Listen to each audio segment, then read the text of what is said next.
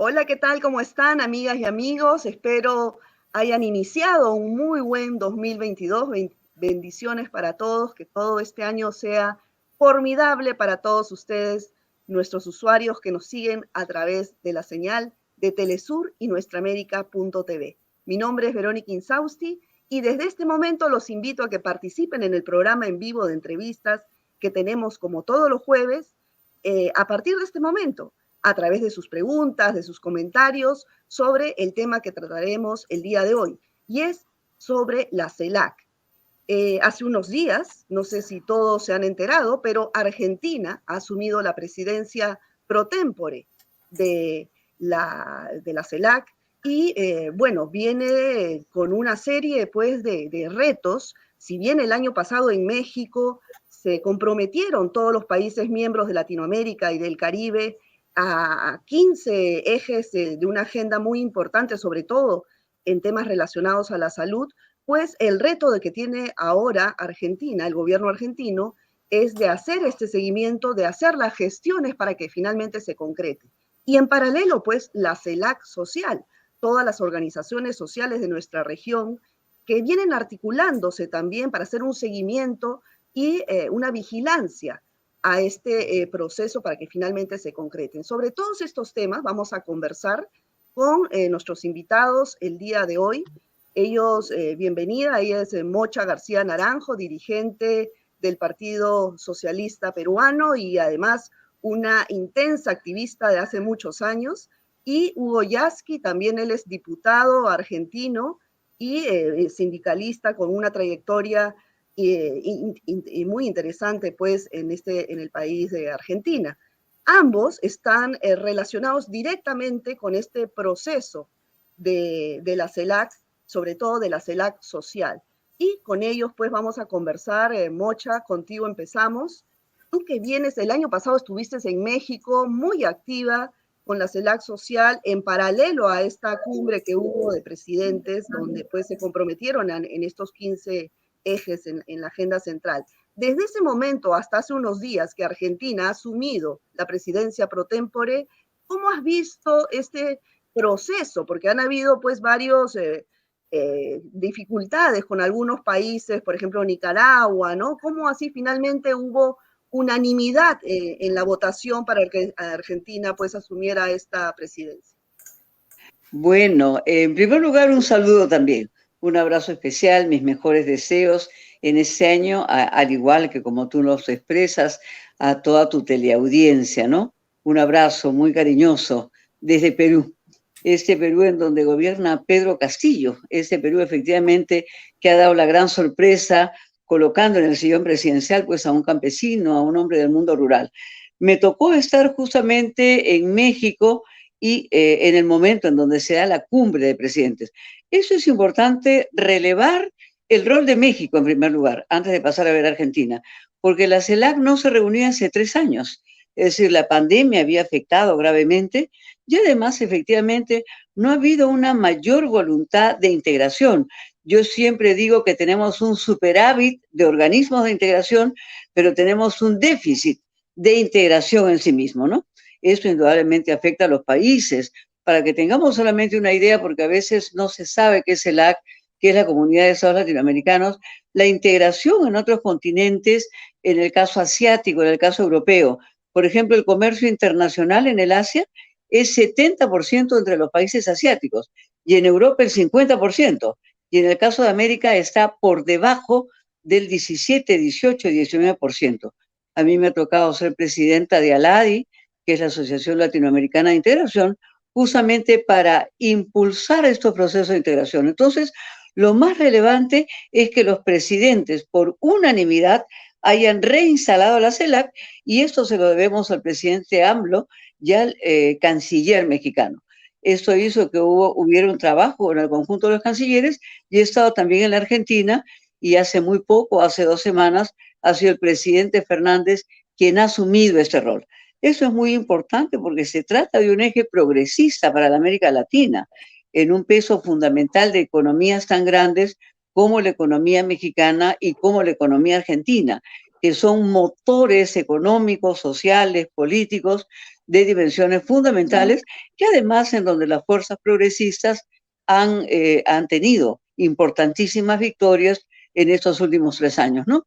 Entonces Así es. Y tenemos una... sobre este tema, Mocha, sí que vamos a ir más adelante sobre este tema del mapa geopolítico de la región y la importancia de este eje que tú bien mencionas, México-Argentina, ¿no?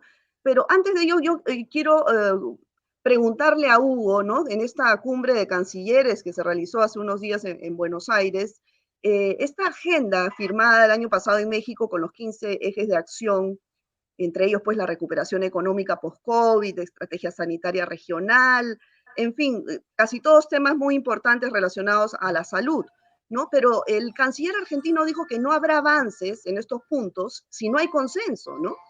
Y bueno, claro, con posiciones políticas tan variopintas, va a tener que hilar fino para lograr avances en ese sentido, ¿no? Hugo, ¿tú qué opinas al respecto? Sí, creo que sería de esperar que todos los gobiernos de América Latina pongan por delante la necesidad de la integración. Yo creo que lamentablemente la política imperial que se ha dado Estados Unidos y Norteamérica en nuestra región ha siempre tendido a fomentar la división, la fragmentación. Por eso nos cuesta tanto a los pueblos de América Latina conformar la patria grande, ¿no? Como decía el Pepe Mujica en una oportunidad que estuvimos reunidos, tenemos muchas naciones, pero nos falta una patria grande. Creo que hay que trabajar intensamente para eso. Creo que hay que tratar de recuperar el espíritu que existió en el 2005, cuando rechazamos el ALCA, y no todos los presidentes y presidentas de la región estaban animados por la misma ideología, no todos tenían la misma mirada política, pero en ese momento como que se fue capaz de poner como un valor supremo por encima de las particularidades y diferencias, la necesidad de empezar a pararnos frente al mundo de otra manera, darnos cuenta que tenemos que integrarnos en lo económico, en lo productivo, en lo financiero, en lo educativo, etcétera. Y creo que esa es la gran agenda que tiene por delante la CELAC y el gobierno argentino, que ahora eventualmente va a estar a cargo pro tempore de la presidencia, en un momento que es bueno, porque yo creo que empieza a haber en América Latina aires de, por lo menos, de renovación. Hay una expectativa muy grande, efectivamente, con la asunción de Castillo en Perú. Lo de Chile creo que ha sido muy importante. El pueblo chileno dio vuelta a una página que parecía que costaba mucho dar la vuelta. Creo que tenemos la posibilidad de que en Brasil, esa gran nación, con el gobierno de Lula, si ganara, vuelva a ser de alguna forma la brújula del proceso de integración. Imagínense qué importante sería que grandes naciones y fundamentalmente ese país continental que es Brasil, pudieran formar parte activamente de un proceso de integración regional. Claro, hay mucha expectativa respecto a lo que va a pasar este año en Brasil y en Colombia también, ¿no? Y además, como tú bien dices, hubo el También. triunfo de Boric en Chile, Castillo en Perú, ¿no? El eje que se ha consolidado México-Argentina. Entonces, son otros aires, ¿no? En la región. Mocha, ¿tú qué crees que en este contexto geopolítico, qué va a pasar con Prosur, con la Alianza del Pacífico? Bueno, ya ni mencionar el Grupo de Lima, pues este ya se extinguió, ¿no? ¿Qué crees que pasen con estas organizaciones que se crearon hace unos años con los gobiernos de derecha de turno, digamos? Mira tú, solamente quiero hacer un añadido a este nuevo aire del progresismo en América Latina, que es muy importante. Yo estoy partiendo este domingo a Honduras, al triunfo de También. Xiomara Castro, ¿no? Efectivamente, con el Partido Libre, que implica también un proceso muy significativo para Centroamérica, porque potencia toda la articulación del CARICOM, que son 12 países que son un eje central para el fortalecimiento de CELAC. Yo tengo una gran expectativa porque, como dice Hugo, efectivamente el conjunto de nuestras encuestas, las que leemos, las encuestas latinoamericanas, las encuestas mundiales, las globales, las de Brasil, le dan una distancia a Lula gigantesca, ¿no? Tanto así que tenemos un Bolsonaro que ya está declarando fraude. O sea, no han empezado las elecciones efectivamente y ya está con la grita de fraude como está acá en el Perú. En el Perú, efectivamente, no significa que no estamos en una América en disputa.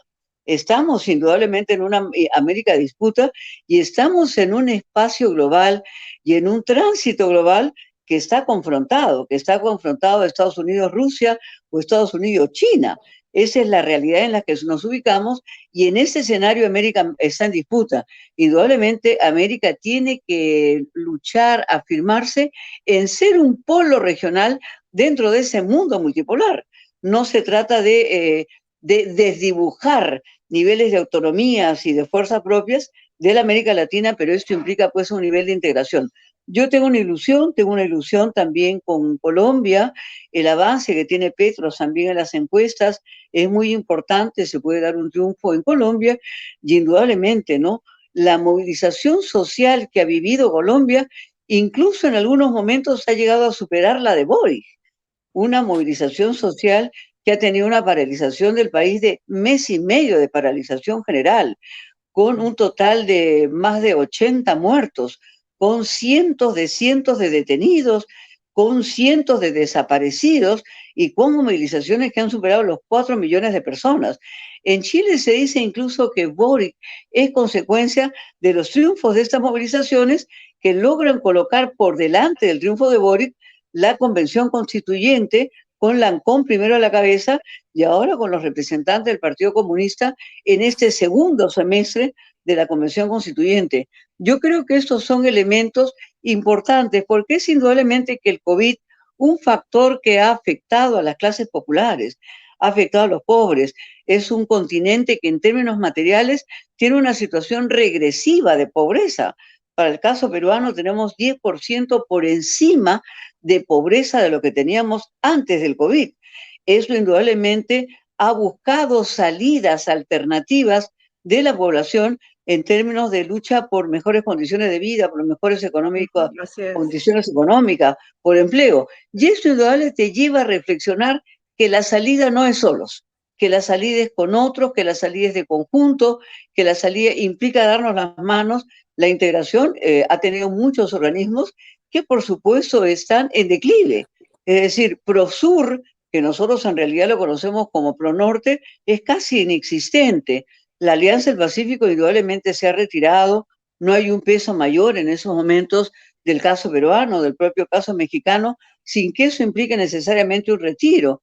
CELAC no viene para disolver todo el resto, CELAC viene para integrar el conjunto de esos organismos que se tiene que articular. Esa lucha es una lucha que tiene muchos años. No es la primera vez que hay un intento de articular en un momento en donde se ha debilitado Mercosur, se ha debilitado la Alianza del Pacífico, se ha disuelto prácticamente el UNASUR, Prosur no existe, desde Bolivia se impulsa RUNASUR. Esto nos habla que en el conjunto de nuestros países de la América Latina y el Caribe, la agenda de integración es una agenda fundamental. Y es una agenda política, es una agenda económica, es una agenda sanitaria, es una agenda de salud, es una agenda de renovación en un mundo que no puede ser el previo al COVID. Estamos en un nuevo momento, en un momento refundacional. Has señalado, yo quiero hacer hincapié en lo que comentas hace unos minutos. Boric es resultado de la calle, de las exigencias de la sociedad.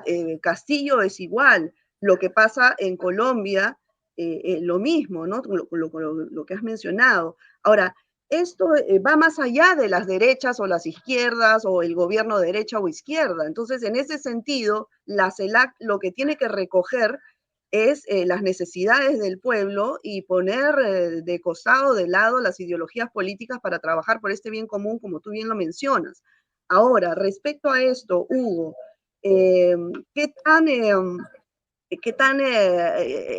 digamos, la diplomacia argentina, la negociación del gobierno argentino, de su canciller, ¿tú crees que va a lograr finalmente convencer, agrupar a todos los gobiernos, las diversas ideologías, para que finalmente se concrete esta agenda de los 15 puntos y bueno, lo que venga, ¿no? Yo creo que el gobierno argentino tiene un fuerte compromiso político con esos 15 puntos. Es un gobierno que no cree que los problemas de la salud, de la educación, de la economía misma los resuelva de por sí el mercado. Hacen falta políticas públicas, hace falta construir esa presencia del sector público para garantizar la agenda social. Y en ese sentido sé que va a haber voluntad política de avanzar.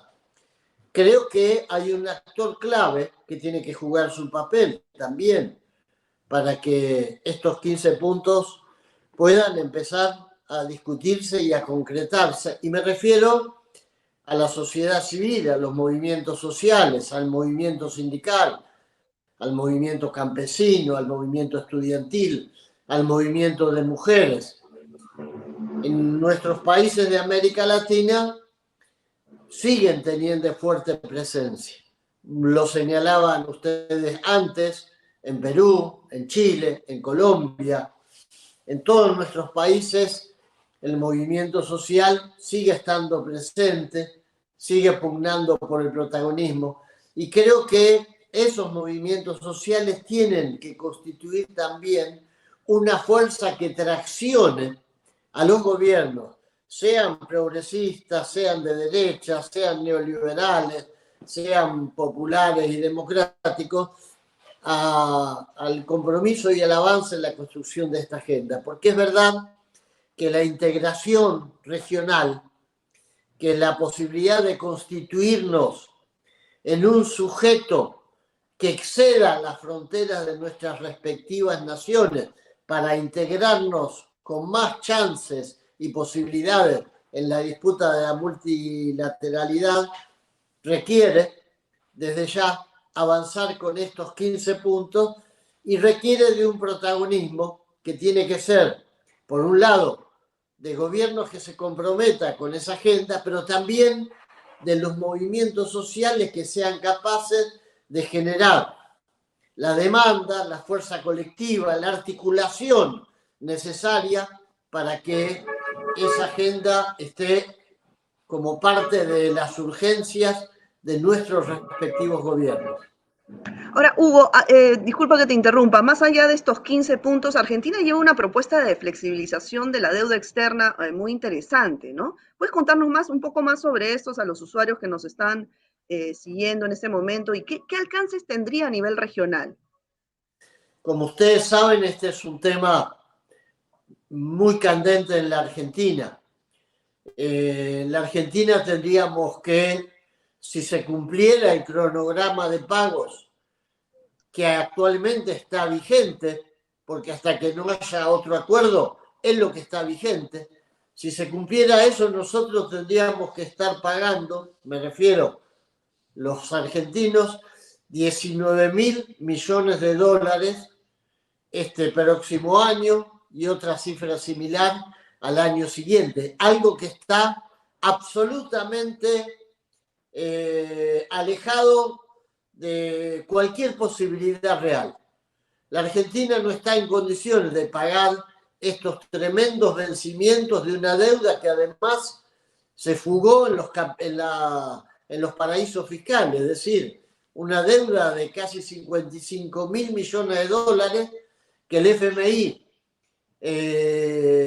accedió a otorgarle a la Argentina simplemente porque en ese momento quería favorecerse la posición política de quien era presidente y lograr que pudiera ser reelecto. Jugada que falló, por suerte, para los argentinos, pero la deuda quedó. Entonces lo que estamos promoviendo desde las organizaciones sociales, desde el gobierno, es la conformación de una especie de corriente, de una plataforma que permita encarar desde todos los países de América Latina la definición del tema de la deuda y de las hipotecas de nuestros países con el FMI desde una perspectiva que no signifique tener que someter a nuestros pueblos a políticas de ajuste, de reducción de presupuesto, de recesión, de eliminación de derechos, que es lo que viene siempre atado a las fórmulas de repago o de renegociación de la deuda, que es la tensión que hoy se vive en la Argentina.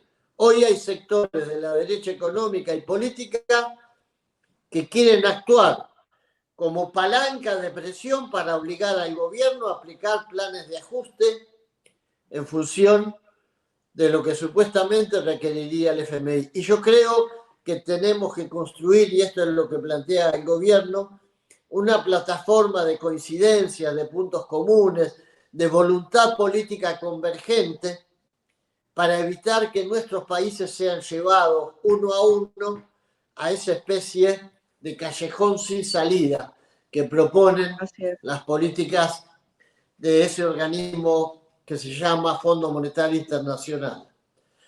Así es. Y bueno, y para lograr esto no solamente se depende de los gobiernos de turno, ¿no? Sino básicamente de la población organizada y articulada, ¿no? A través de esta llamada CELAC social, ¿no? Que vendría a ser la articulación de organizaciones sociales de toda Latinoamérica y el Caribe. Ellos son realmente los que van a imponer la agenda en base a las necesidades más urgentes de los pueblos. Pero, Mocha, yo te pregunto una cosa, porque tú tienes mucha experiencia, eres activista, eres parte de la CELAC social.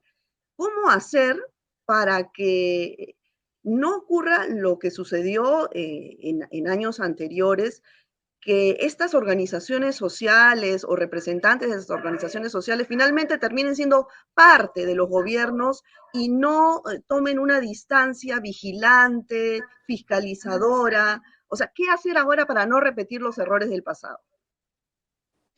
Mira, en primer lugar, para que no se nos quede tampoco un vacío en relación a la anterior pregunta en relación al tema del fondo y la deuda, yo creo que lo primero es que tenemos que desideologizar esta convergencia, ¿no? Esta unidad en las diferencias, esta convergencia que implica efectivamente poner por delante una agenda de emergencia. Indudablemente la población ha sufrido enormemente con esta catástrofe que sigue siendo el COVID o la COVID, ¿no? Ese virus que ahora es el Omicron y que viene generalizando, digamos, más contagio y por lo tanto más contagio está haciendo pérdida de empleo, está haciendo inversión en medicina, está haciendo, aunque efectivamente se habla de una baja de la tasa de mortalidad, indudablemente esto es crítico. Yo creo que hay que preservar la autonomía de los movimientos sociales. Hay que preservar la autonomía de los movimientos sociales y los nuevos gobiernos de ese giro progresista que se vuelve a presentar en América Latina tienen que entender efectivamente que hay que preservar la autonomía de esos movimientos sociales y que hay que darles protagonismo. Me ha tocado a mí como embajadora del Perú en la República del Uruguay ser parte de Mercosur, ser la representante del Perú permanente ante el Mercosur y ante ALADI. El Mercosur social y solidario tiene 20 años y en UNASUR también hubo esa dinámica de participación ciudadana, porque estos organismos solamente como instancias de Estado se burocratizan muchísimas veces. Si bien es cierto hay una agenda muy importante, tú necesitas una sociedad civil movilizada, organizada, demandante, dialogante, con instancias y espacios de interlocución. Entonces, este nuevo giro progresista que se viene consolidando en América Latina no puede ignorar que los que están resistiendo son los pueblos y que son esos pueblos los que en números de 1 millón, 2 millones, 3 millones y 4 millones, según sea el país, han estado en la calle. No nos podemos olvidar que, por ejemplo, aunque esté gobernando Lazo en Ecuador, la movilización social sigue en la calle. Y aunque esté gobernando Bolsonaro en Brasil, la movilización sigue en la calle. Y que Boric es resultado de eso, como bien lo has dicho, igual que Castillo, igual que Xiomara también. Entonces, estos gobernantes de ese nuevo momento no pueden dejar de pensar que tiene que haber un asiento de base y que esa base tiene que ser autónoma, que esa base tiene que ser independiente, que no sea furgón de cola de los gobiernos, que sea nuevamente una base demandante, que tenga una plataforma que implique conquistas, conquistas en economía, en reactivación, en empleo, en educación, en salud, en sanidad, abordada también de manera significativa. No se ha nombrado un movimiento muy importante, que es el movimiento de los migrantes. El tema de la población migrante es un movimiento que traspasa todas las fronteras. Yo acabo de hacer un informe para la Unión Europea y efectivamente, incluso la América Andina ha cambiado de patrón migratorio. Antiguamente éramos países de salida de los migrantes, como se dice, países de origen. Hoy día somos países de destino. Todos los países, digamos, Colombia, Perú, Chile, Bolivia, Argentina, somos países de destino de los migrantes y ese patrón migratorio cambió, porque en general se miraba México, se miraba esa frontera o se miraba Europa. Hoy día efectivamente hay que mirar hacia adentro de América Latina y el Caribe con un nuevo patrón migratorio de destino de la población migrante, ¿no? Por supuesto, tiene Bueno, mucho peso. hay un montón de temas pendientes que me gustaría volver a tocar, a tenerlos en el programa, a Mocha y Hugo. Lamentablemente el tiempo se nos ha ido y claro, han Corrido. quedado temas en la relación con China, por ejemplo, ¿no? ¿Qué pasa ahora con la Bueno, OEA? En fin, una serie de temas que yo los invito nuevamente a hacer un programa quizás en unas semanas, unos meses para darle seguimiento, a ver qué está pasando con la CELAC y con la CELAC Social, por supuesto. Muchas gracias, Mocha y Hugo, por participar en nuestra American Report. a ti, Verónica, Gracias, muchas un gracias. Un saludo. saludo a toda tu teleaudiencia. Gracias, Seguiremos. gracias. Bueno, seguimos. Bueno, amigos, se nos fue el tiempo, cuídense mucho, nos vemos el próximo jueves y repetición en la pantalla broadcast de Telesur los sábados según el horario. Lima es 8:30 de la noche, Buenos Aires 22:30, 10:30 de la noche y en fin, a cada uno mire su horario según el país donde se encuentre, donde nos está siguiendo. Bueno, nos vemos, cuídense, chao.